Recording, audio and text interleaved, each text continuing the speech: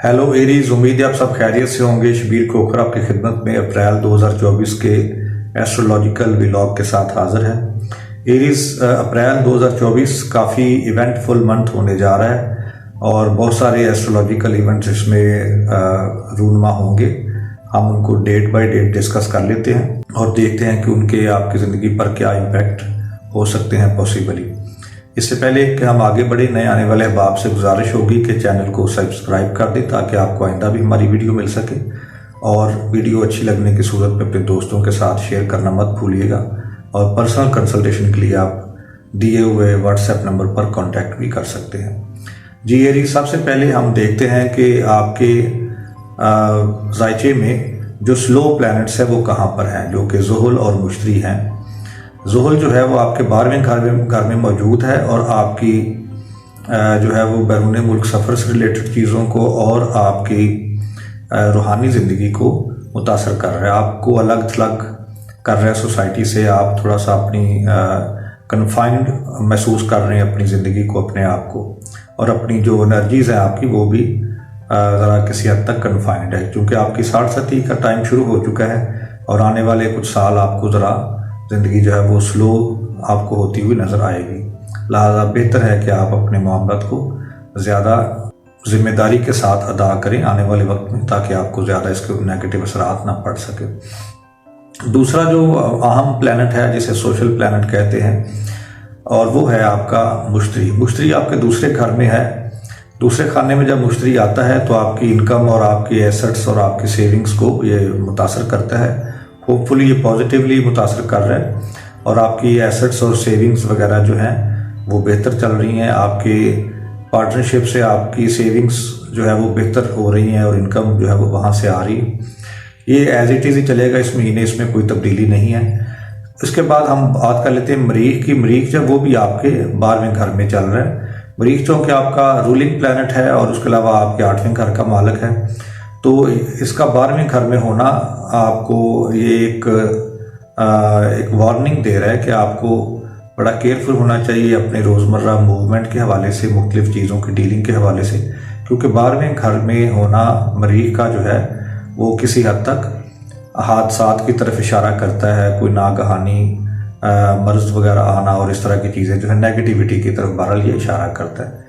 तो इन चीज़ों को जब हम डिस्कस कर चुके हैं तो इससे रिलेटेड आपको मैं चाहूँगा कि आप हर ट्यूसडे को और हर सैटरडे को आप कुछ सदका व खैरात करें ताकि आप इनके नहस असरात से बच सकें।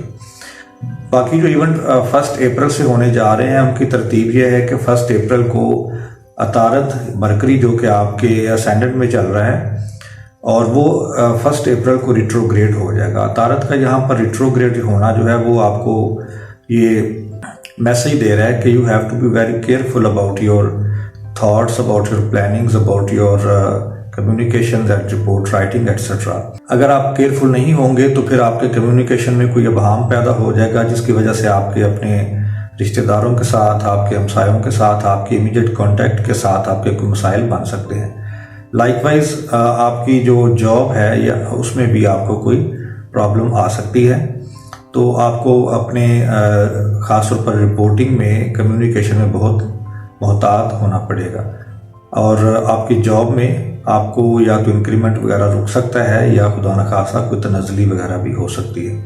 तो लिहाजा आप 1 अप्रैल से लेकर 25 अप्रैल तक ये चलेगा रिट्रोग्रेड, और इस दौरान में आपको इन सारे मामलों में बहुत मोहतात रवैया अख्तियार करना होगा। उसके बाद 6 अप्रैल को ज़ोहरा जो है वो भी आपके असेंडेंट में आ जाएगा। ज़ोहरा जब आपके असेंडेंट में आएगा तो फिर आपके लिए काफ़ी हद तक आसानियाँ पैदा हो जाएंगी। आपके एसेट्स और आपकी पार्टनरशिप से रिलेटेड आपको खुशखबरियाँ मिलेंगी। आपके अज़दवाजी मामला से रिलेटेड कुछ बेहतरी होगी और पॉजिटिव चीज़ें बहरहाल होती हुई नज़र आएंगी। आपका ध्यान जो सारा वो अपनी सेविंग्स पर, अपने एसेट्स की ग्रोथ पर और अपनी इनकम पर होगा, और उसमें क्योंकि यहाँ पर शम्स भी मौजूद है तो लिहाजा आपको एक पॉजिटिव ये साइन यहाँ पर मिलता हुआ नज़र आ रहा है। लाइकवाइज 8 अप्रैल को नया चाँद होगा, वो भी आपके असेंडेंट में तुलू होगा। तो अगला पूरा महीना जो है आपकी तवज्जो आपके एनवायरनमेंट से रिलेटेड, आपकी प्रॉपर्टी, गाड़ी, घर, वालदैन से रिलेटेड चीज़ों पर मबजूल रहेगी। और आपकी अपनी शख्सियत भी मरकज़ी निगाह रहेगी और पूरा महीना जो है वो आपका इन चीज़ों पर काफ़ी सारा आपको तवज्जो देनी पड़ेगी। और बहरहाल ये एक बेहतर साइन होगा आपके लिए, ये महीना काफ़ी प्रोडक्टिव होगा। इसी दौरान में 9, 10 और 11 तारीख को शरफ़ कमर होगा।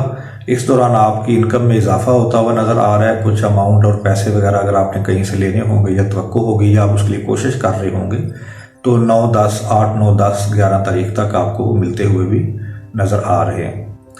इसके बाद 20 अप्रैल को शम्स जो है वो आपके दूसरे घर में आ जाएगा।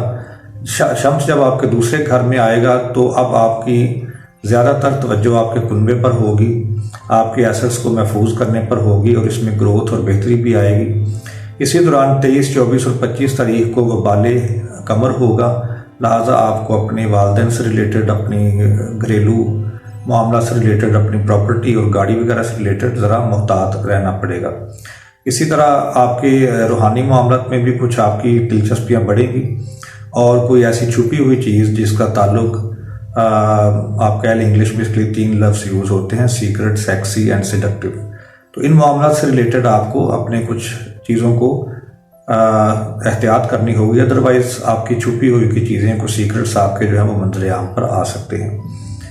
इसके बाद 23, 24 को नया चांद होगा स्कॉर्पियो में। इसी से रिलेटेड कोई परेशानी जो मैंने अभी मामला तीनों बताए हैं वो मंजर आम पर आ सकती है और कुछ रूहानी मामलात में आप थोड़े से सुस्त रवि का शिकार हो सकते हैं और कुछ मेलनकॉलिक आपके मूड्स जो है वो बन सकते हैं।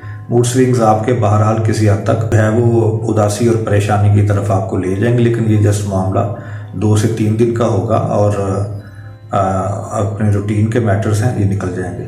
इस तरह ये महीना अख्ताम की तरफ जाएगा और नेक्स्ट इसमें कोई इवेंट नहीं है मेजर जिसको हम डिस्कस करें। उम्मीद है आपको ये वीडियो अच्छी लगी होगी। Thanks for watching. अल्लाह हाफिज़।